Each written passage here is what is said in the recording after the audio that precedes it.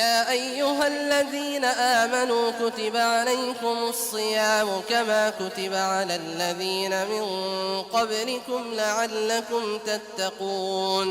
أعوذ بالله من الشيطان الرجيم. بسم الله الرحمن الرحيم. والصلاة والسلام على أشرف الأنبياء والمرسلين نبينا محمد وعلى آله وأصحابه أجمعين. وأشهد أن لا إله إلا الله وحده لا شريك له وأشهد أن محمدا عبده ورسوله صلى الله عليه وسلم ثم أما بعد. يقول رب العالمين سبحانه وتعالى في كتابه الكريم: أعوذ بالله من الشيطان الرجيم بسم الله الرحمن الرحيم. إنا أنزلناه في ليلة القدر وما أدراك ما ليلة القدر ليلة القدر خير من 1000 شهر تنزل الملائكة والروح فيها بإذن ربهم من كل أمر سلام هي حتى مطلع الفجر. سبحان الله. Allah subhanahu wa ta'ala nous dit, dans la traduction du verset, certes, nous l'avons descendu au cours de la nuit du Qadar, la nuit du destin. Et sauras-tu ce qu'est la nuit du destin? La nuit du destin est meilleure que 1000 mois. Durant cette nuit, ces anges, ainsi que Ruh, c'est-à-dire Jibril al-Amin, alayhi salam, descendent en suivant tous les ordres d'Allah Azza wa Jal et en s'acquittant des ordres d'Allah subhanahu wa ta'ala. Elle est paix jusqu'au temps du Fajr. Allah subhanahu wa ta'ala, à travers cette sourate noble, sourate mécoise, nous donne des trésors, un nombre de trésors incalculables. Le premier des trésors qu'Allah subhanahu wa ta'ala, c'est une information capitale pour nous, qui est que durant cette nuit, le Coran al-Karim a été révélé pour la première fois. Iqra. Iqra bismi rabbika alladhi khalaq. Lis au nom de ton Seigneur qui a créé. Toute la mission prophétique de Muhammad ibn Abdillah sallallahu alayhi wa sallam commence durant cette nuit décisive, capitale, bénie. Puis ensuite Allah subhanahu wa ta'ala, pour nous interpeller, nous dit: وَمَا أَدْرَاكَ مَا لَيْلَةُ الْقَدْرِ. Mais sauras-tu donc ce qu'est la nuit du destin? Et la réponse vient: لَيْلَةُ الْقَدْرِ خَيْرٌ مِّنْ 1000 شهر. Allahu Akbar. La nuit du destin est meilleure que 1000 mois. Ikhwan, 1000 mois, cela fait plus de 83 ans d'années lunaires. Et en année solaire, environ 80 ans. Une seule nuit, meilleure que 83 années lunaires. Est-ce que ça peut exister? Il n'y a qu'Allah subhanahu wa ta'ala, par sa miséricorde et par sa volonté de nous faire rentrer à son paradis, qui peut nous donner une telle occasion. Regardez le Hajj, regardez Ramadan. Et malgré le fait que Ramadan, kulluhu, entièrement, ne soit que miséricorde et occasion pour nous d'obtenir le pardon d'Allah Azza wa Jal et d'obtenir la satisfaction d'Allah Azza wa Jal et de pouvoir obtenir, incha'Allah, le paradis. Malgré tout cela, Allah Azza wa Jal, encore, il nous rajoute: Laylatul Qadri khayrun min 1000 shahr. Les anges y descendent, tellement cette nuit est mubaraka et bénie. Salamun hiya hatta matla'i al-fajr. Cette sourate cette nuit n'est que paix. Ce n'est que paix. Et Akhil Karim, il faut se poser un certain nombre de questions. À quel point Allah Azza wa Jal nous aime pour nous donner sans arrêt des occasions de nous racheter. À quel point nous aimons Allah Azza wa Jal si peu finalement, pour sans arrêt lui désobéir. Et moi le premier. Pour sans arrêt lui désobéir et ne pas saisir toutes ces occasions qu'Allah Azza wa Jal nous tend, nous incite à faire. Subhanallah. Regardez le fadl de Laylatul Qadr. Le prophète sallallahu alayhi wa sallam nous dit, dans la traduction et le sens d'un hadith, celui qui priera Laylatul Qadr, imanan wa ihtisaban, en ayant la foi en Allah Azza wa Jal et en espérant sa récompense, il verra tous ses péchés lui être pardonnés. Allahu Akbar. Allahumma arzuqna ya Rabbal alamin.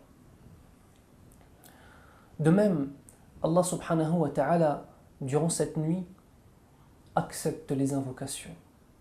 Accepte les invocations de ses adorateurs. Lorsque Aïcha radiallahu anha a questionné le prophète sallallahu alayhi wa sallam sur cette nuit et sur les invocations, deux choses. La première, c'est qu'il l'a informé sallallahu alayhi wa sallam que les invocations sont acceptées durant cette nuit. La deuxième des choses, il lui a dit quelle est la meilleure des invocations à dire. فقال اللهم إنك عفو تحب العفو فاعف عني.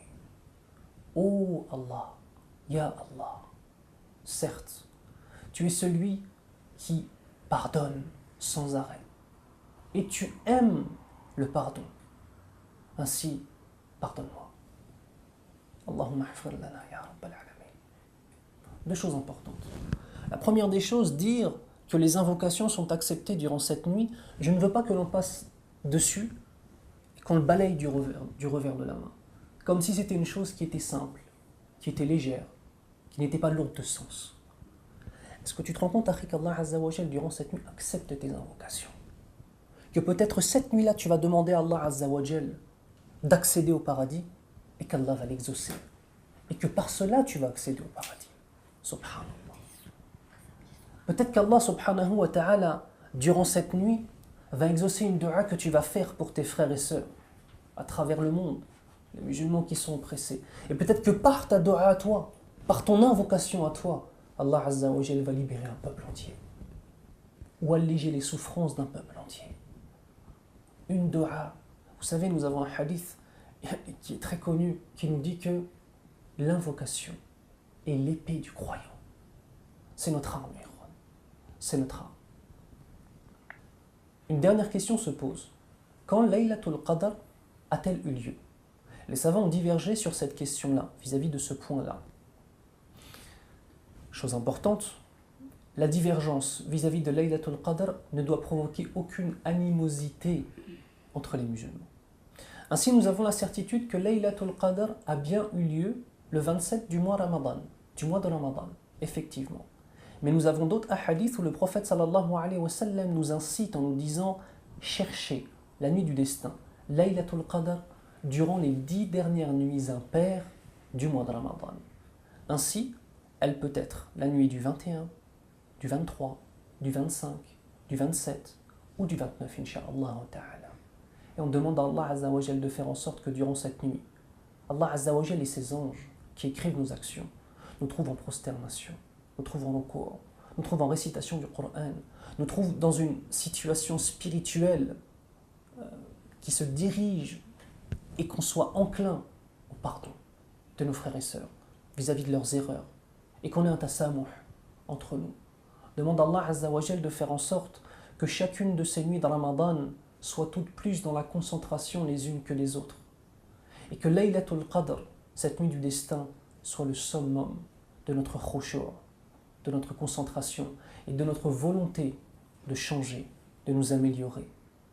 Et chaque fois qu'on change, et chaque fois qu'on s'améliore, on change et on améliore notre cercle intime, nos femmes, nos enfants, nos parents. Et chaque famille qui s'améliore, améliore d'autres familles autour d'elle.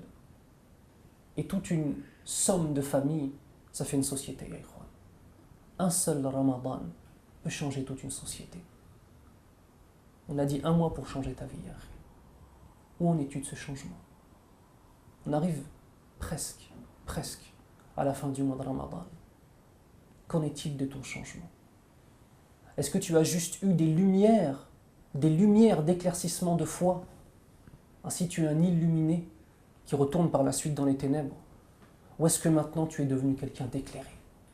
Et sache mon frère, sache ma sœur, que cette communauté, et non pas Allah Azza wa Jal, et non pas l'islam, mais la communauté a besoin d'hommes et de femmes qui soient éclairés, et pas simplement des illuminés qui se réveillent pendant 1 mois, 1 mois et demi, 2 mois, puis qui retournent dans un sommeil spirituel profond.